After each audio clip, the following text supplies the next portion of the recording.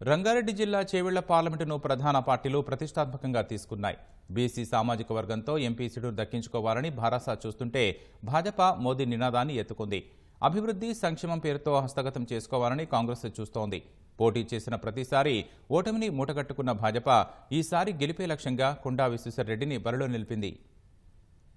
చేవెళ్ల లోక్సభలో కమల వికాసానికి భాజపా గట్టి ప్రయత్నాలు చేస్తోంది. ఇప్పటి వరకు 3 సార్లు జరిగిన ఎన్నికల్లో చేవెళ్ల పార్లమెంటులో భాజపా బోనీ కొట్టలేదు సరికదా, ప్రత్యర్థి పార్టీల దరిదాపుల్లోకి చేరలేకపోయింది. కానీ ఈసారి ఇక్కడ భాజపా గెలిపే లక్ష్యంగా మాజీ ఎంపీ కొండా విశ్వేశ్వరరెడ్డి ప్రయత్నిస్తున్నారు. 2014లో భారాసా నుంచి పోటీ చేసి ఎంపీగా గెలిచిన విశ్వేశ్వరరెడ్డి నాయకులతో విభేదాల కారణంగా ఆ పార్టీ వీడారు. ఆ తర్వాత కాంగ్రెస్ లో చేరి 2019 ఎన్నికల్లో పోటీ చేసి ఓడిపోయారు. అనంతరం భాజపాలో చేరిన విశ్వేశ్వరరెడ్డి మరోసారి చేవెళ్ల టికెట్ దక్కించుకొని బరిలోకి దిగారు. అయితే చేవెళ్ల లోక్సభలో ఒకసారి గెలిచిన అభ్యర్థి మరోసారి గెలవరనే నమ్మకాన్ని వమ్ము చేసేలా విశ్వేశ్వరరెడ్డి అదృష్టాన్ని పరీక్షించుకుంటున్నారు.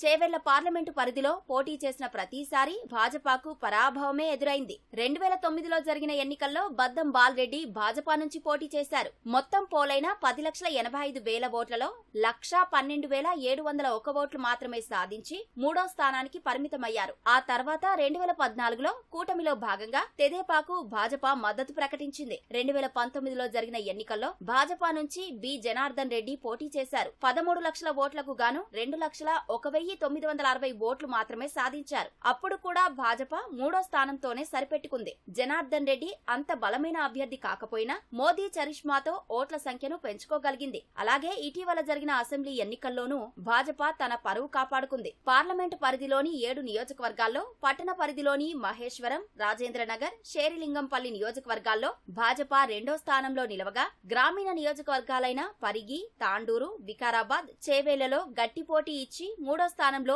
ఆశించిన ఓట్లను సాధించింది. చాలా గ్రామాల్లో సంస్థాగతంగా భాజపా బలం పుంజుకుంది. భారాసా కాంగ్రెస్ మధ్య పోరు, అభ్యర్థుల మార్పు భాజపాకు కలిసొచ్చేలా కనిపిస్తోంది. దానికి తోడు విజయ సంకల్ప యాత్ర ద్వారా భాజపా రాష్ట్ర నాయకత్వం యువతను తమ వైపు తిప్పుకుంది. స్వయంగా మోదీ, అమిత్ షా లాంటి అగ్రనేతలంతా పార్లమెంటు పరిధిలో సభలకు హాజరు కావడం శ్రేణుల్లో ఉత్సాహాన్ని నింపింది.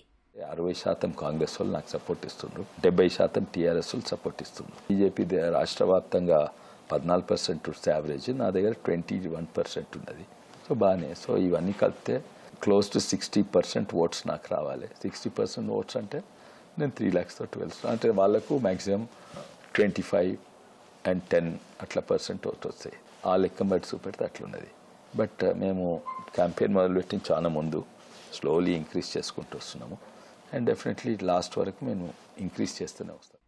గడిచిన పార్లమెంటు ఎన్నికల్లో 2014లో భారసా అభ్యర్థిగా విశ్వేశ్వరరెడ్డి 4,35,077 ఓట్లు సాధించగా, 2019లో కాంగ్రెస్ అభ్యర్థిగా 5,13,831 ఓట్లు సాధించారు. ఈసారి తన అభ్యర్థిత్వం ఖరారు కాకముందే నియోజకవర్గంలోని గ్రామాల్లో పర్యటించి ఓటర్లను కలిసిన విశ్వేశ్వరరెడ్డి టికెట్ ఖరారయ్యాక ప్రజా ఆశీర్వాద యాత్ర పేరుతో గ్రామాలను చుట్టొచ్చారు. చేవేళ్లలో కాంగ్రెస్ పనైపోయిందని విశ్వేశ్వరరెడ్డి అన్నారు. సిట్టింగ్ ఎంపీ రంజిత్ రెడ్డిని పోటీలో నిలపడంతో ఆ పార్టీ గ్రాఫ్ అధపాతాళానికి పడిపోయిందని విమర్శించారు. కాంగ్రెస్ పార్టీ నిజంగానే దెబ్బతిన్నది. అంతకు ముందు కాంగ్రెస్ పార్టీ గ్రాఫ్ ఇంతో అంతో ఉండే, ఈయన వచ్చినాక మరీ కింద పడేది. ఎందుకంటే కాంగ్రెస్ పార్టీలో ఎవరు కూడా ఈయనకు సహకరిస్తలేరు. మొన్న రేవంత్ రెడ్డి గారే అన్నారు, ఏది చేవల్ల చేట్లంచి పోయినట్టే అని అన్నారు. అయితే అంటే వేరే విధానంగా అన్నారు, నేను చెప్తాను దాని గురించి. అయితే చేంజ్ చేసినా చేసి ఉండొచ్చు. లాస్ట్ డే ఆఫ్ నామినేషన్ వరకు నేను I don't know who the ప్రత్యర్థి ఇస్. కానీ ఇప్పుడు ఉన్నాయి నాకు ఇట్లా అనుకుంటే నిజంగానే చాలా మంచిది. మాకు కాంగ్రెస్ పార్టీ నాకు వరం ఇచ్చినట్టు అనుకుంటాం. మీ ఎంపీ ఎవరు అంటే చాలా మందికి వాళ్ళ ఎంపీ ఎవరో తెలియదు. అయితే ఆయనను ఎవరు గుర్తుపట్టారు. టీఆర్ఎస్లో టికెట్ అనౌన్స్ చేసిన ఆయనే క్యాండిడేట్. దాని తర్వాత సర్వే చేపించుకున్నట్టున్నది, 200% ఓడిపోతున్నట్టు తెలుస్తుంది. అయితే బీజేపీకి వస్తుంది ప్రయత్నం చేస్తున్నాడు. అప్పుడు ఏం లేకుంటే కాంగ్రెస్ పట్టుకొని గుంజుకున్నది. కానీ కాంగ్రెస్ పట్టుకొని ఏం గుంజుకున్నది, ఆయనను కాదు, ఆయన పైసలు గుంజుతున్నది. ఈ ఎన్నికల్లో మోదీ చరిష్మాతోనే భాజపా గెలవబోతున్నట్టు విశ్వేశ్వరరెడ్డి జోస్యం చెప్పారు. కాంగ్రెస్ కు దమ్ముంటే రాహుల్ పేరుతో ఎన్నికల్లో ప్రచారం చేయాలని సవాల్ విసిరారు. లోక్సభ ఎలక్షన్స్ నెక్స్ట్ ప్రధానమంత్రి ఎవరైతారని మోడీ పేరు చెప్పొద్దా? గర్వంగా చెప్తాము. వాళ్లకు రాహుల్ గాంధీ పేరు చెప్పుకునే ధైర్యం లేదు.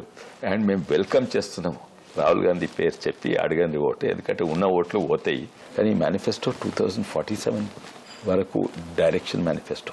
ఇది కాంగ్రెస్ ఢిల్లీ చేసిన మేనిఫెస్టో కూడా కాదు. వాళ్ళు ఎవరో ఎలక్షన్ స్ట్రాటజీస్ చేసిన మేనిఫెస్టో. నేను గిదిస్తా, నాకు ఓటే, నేను గిదిస్తా, దీనికి ఓ డైరెక్షన్ లేదు, ఏం లేదు. నిజంగానే ఎలక్షన్ స్ట్రాటజీస్ మేనిఫెస్టో.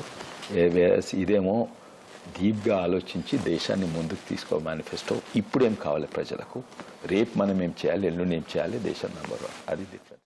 అయితే విశ్వేశ్వరరెడ్డికి సైతం చేవేళ్లలో కొన్ని ప్రతికూల అంశాలున్నాయి. బీజాపూర్ జాతీయ రహదారి విస్తరణ పూర్తి కాకపోవడం, జీవో 311 ఎత్తివేతకు సంబంధించిన సాంకేతిక కారణాలతో పాటు ఎంపీగా గెలిస్తే స్థానికంగా ఉండరనే విమర్శలు కొండాకు ప్రతికూలంగా మారబోతున్నాయి. వాటన్నింటినీ అధిగమిస్తూ ప్రచారం నిర్వహిస్తున్న కొండా విశ్వేశ్వరరెడ్డి చేవేళ్ల లోక్సభపై కమలం వికసించడం ఖాయమని ధీమాతో ఉన్నారు. అటు భాజపా శ్రేణులు కూడా అదే ఉత్సాహంతో క్షేత్రస్థాయిలో పనిచేస్తున్నాయి. ఇక్కడి త్రిముఖ పోరులో ఓటర్ల తీర్పు ఎటువైపు ఉంటుందనేది ఉత్కంఠంగా మారింది.